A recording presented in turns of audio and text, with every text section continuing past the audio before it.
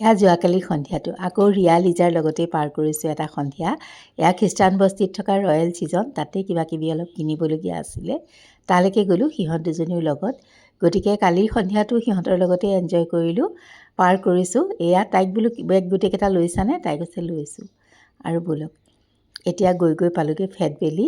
এয়া খোজকাঢ়িয়ে আহি পালোঁ, ওচৰতে আছে যিহেতু, গতিকে তাতে অকণমান সময় ৰখিছোঁ কিবা এটা অৰ্ডাৰ দি পেলাই। আৰু বেছি খাবলৈও বাৰু মন নাই, তথাপিতো বেছিয়ে হৈ গ'ল। এয়া ৰৈ আছোঁ, অপেক্ষাৰ অন্তত আহি পাই গ'ল ৰোল। কাৰণ সন্ধিয়া ইমান ভোকো লগা নাছিলে, তথাপিতো ৰোলকে খাই ল'লোঁ, চিকেন ৰোল। তাৰপাছতে আহি পেলাই পালোঁহি ঘৰতো আকৌ চিকেন। এয়া চিকেন মেৰিনেট কৰি আছোঁ, যিখিনি বেছিক মছলা সেইখিনিয়ে দিছোঁ, অকণমান লগতে মিঠাতেলো দিছোঁ। আৰু এয়া আদা নহৰু পেষ্টটো দি দিছোঁ, পাহৰিছিলোঁ সেইটো দিবলৈ। সেইখিনি দি মই মেৰিনেট কৰি দিছোঁ। ৰিয়াই এইখিনি পিঁয়াজৰ বেৰিষ্টা বনাইছে। তাই বনাব চিকেনটো, মোৰ আইডিয়া নাই বাৰু, এইটো চিকেন মই বনোৱা নাই।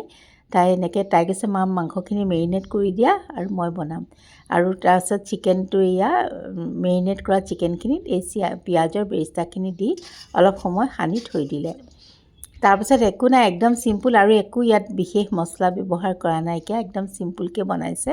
খালি কেইপিচমান আলু ইয়াতে তাই কৈছে দি দিওঁ দিয়া, ভাল লাগে, ফ্ৰাই কৰি উঠাই থ'লে। তাৰপিছত যিখিনি চিকেন মেৰিনেট কৰি থোৱা আছিল সেইখিনি দি ভাজিলে। আৰু অলপ জালুকো ব্যৱহাৰ কৰা হৈছে ইয়াত। জালুকৰ পাউডাৰটো নাছিলে, মই এনেকৈ গোটা গুটিকৈ দি দিলোঁ অলপ থেতেলাই। আৰু দুটুকুৰ এয়া অঙঠা বাটাৰত দি এনেকৈ বহাই দিছোঁ, মানে স্ম'কি ফ্লেভাৰ এটা ওলাবৰ কাৰণে। তাই বোলে এনেকৈ দি দিয়াচোন মা, খাবলৈ খুব ভাল লাগে। কাৰণ সেইখিনি তাই কৰিব নোৱাৰে, তাই হাত পুৰে, মই পটাপট কৰি দিলোঁ।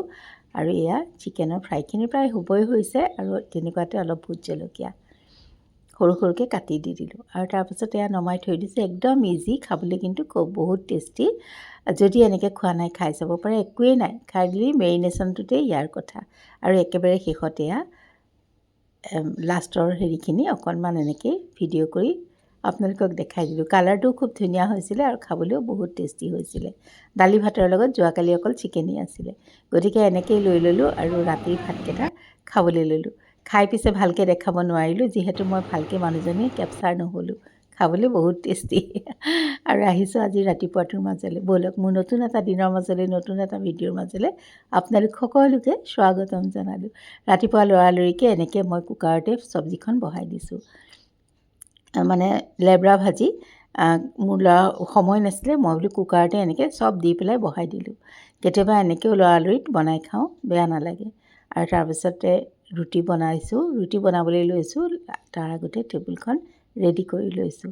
এই সময়খিনি মানে কেনেকৈ মেনেজ কৰোঁ তাকেই লৈ সদায় চিন্তা হৈ যায়, কাৰণ এই সময়ৰ ভোকটো সকলোৰে বেছিকেই লাগে। আৰু এওঁ ৰৈ থাকে। আমাৰ অকণমান সোনকালেই খোৱা অভ্যাস, কিন্তু আজিকালি ইয়াৰ অফিচ নাথাকাৰ পৰা অকণমান দেৰিয়ে হোৱা হৈছে। আৰু ৰিয়াই সদায় দৰে মোক ৰুটিকেইখন সেকি দিলেহি, আৰু একেবাৰে সময় নাই হাতত, তাই যাবগৈ। আৰু তাই থকাকেইদিন সদায় আহি যায়, মা হৈছে নেকি বুলি তাই আহি ৰুটি সেকিলে, মানে মোক এইখিনি সময়ত অলপ হেল্প কৰি দিয়েহি। ৰুটিখিনিও সেকি দিলে। আৰু তাই ৰুটিখিনি সেকি থাকিলে হয় কি, মই বাকী কামখিনি কৰিব পাৰোঁ, চাহ বাকা ভাজিখিনি দি দিয়া, এনেকুৱা নিচিনা কামবোৰ কৰি ল'ব পাৰোঁ। আৰু ইয়াত তাই ৰুটি সেকে মানে মই লৈ লৈছোঁ চাহখিনি বাকি। তেতিয়া বহুতখিনি সকাহো পোৱা যায়। আৰু ব'লক এতিয়া তেন্তে খাই লওঁ। একদম চিম্পুলকৈ আজিৰ ব্ৰেকফাষ্টটো দেখাবলগীয়া নহয়, তথাপিতো ভিডিঅ'টো কৰা আছিল, গতিকে অকণমান এনেকৈয়ে শ্বেয়াৰ কৰিছোঁ। আৰু ভাবিছোঁ ভিডিঅ'টো চাই মৰম দিব। ভিউজবিলাক আজিকালি একেবাৰেই নহা হ'ল, উপায় নাই আৰু দি আছোঁ, একো নাই। যিসকলে চাই তেখেতসকলকে বহুত বহুত ধন্যবাদ জনাইছোঁ। মই এইকেইদিন কমেণ্টৰ ৰিপ্লাইও কৰিব পৰা নাই, জানেই ৰিয়াও আছে, তাহাঁতকো অকণ সময় দিব লাগে। গতিকে এনেকৈ আৰু থাপ মাৰি মাৰি ভিডিঅ'বিলাক চাইছোঁ বাৰু কাবাৰ। আৰু এয়া মই বনাবলৈ লৈছোঁ এবিধ জলপান। এতিয়া মই এটা জলপান বনাই আছোঁ, ৰিয়াক দি পঠিয়াম লগত। আধাখিনি কৰিলোৱে, তথাপিতো বোলো অকণমান আপোনালোকক দেখাওঁ। এইফালে মই অ'টছ আৰু এই বুটটো ইয়াত মিক্স কৰিছোঁ, দুটা মিক্স কৰিছোঁ। এইফালে এইখিনি আলমণ্ড, মই এইখিনি অকণমান ঘিউত ভাজিছোঁ। আৰু এইফালে মই এয়াৰ ফ্ৰায়াৰত এয়া বাদামটো ৰোষ্ট কৰিছোঁ। আৰু এই জলপানটো মই কেইবাবাৰো বনাইছোঁ, দেখাইছোঁ। এয়া মোৰ অ'টছ ড্ৰাই ৰ'ষ্ট কৰি পেলাই মই গ্ৰাইণ্ড কৰিছোঁ। তাতে বাদাম আছে, এই শুকান বুটটো যে সেইটো আছে, ড্ৰাই ৰ'ষ্ট কৰা সেইটো আছে, আলমণ্ড আছে, তাৰপিছতে মই ইয়াতে কাজু দিওঁ, মাখানা দিওঁ আৰু পামকিন চিডছ যিটো কিনিবলৈ পায়, গুটিটো, ৰঙালাও গুটিটো, সেইটো দিছোঁ। এনেকৈ এইবিলাক চব ড্ৰাই ৰ'ষ্ট কৰি পেলাই মই গ্ৰাইণ্ড কৰি পেলাই দি দিওঁ। অকণমান ঘিউ দি পেলাই ৰ'ষ্ট কৰোঁ, তেতিয়া খাবলৈ বেছি টেষ্টি হয়। আৰু লগত চেনিও মই গ্ৰাইণ্ড কৰি পেলাই দি দিওঁ। এই জলপানটো খাবলৈ খুব ভাল লাগে আৰু বহুত টেষ্টিও হয়, বহুত হেল্ডিও হয়।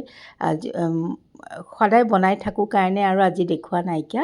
আৰু এয়া যিহেতু জলপানত বহুত সময় গৈছে, গতিকে ভাতৰ কাঁহীখন একেবাৰে সাধাৰণকৈ লৈছোঁ। আৰু তেন্তে আজিলৈ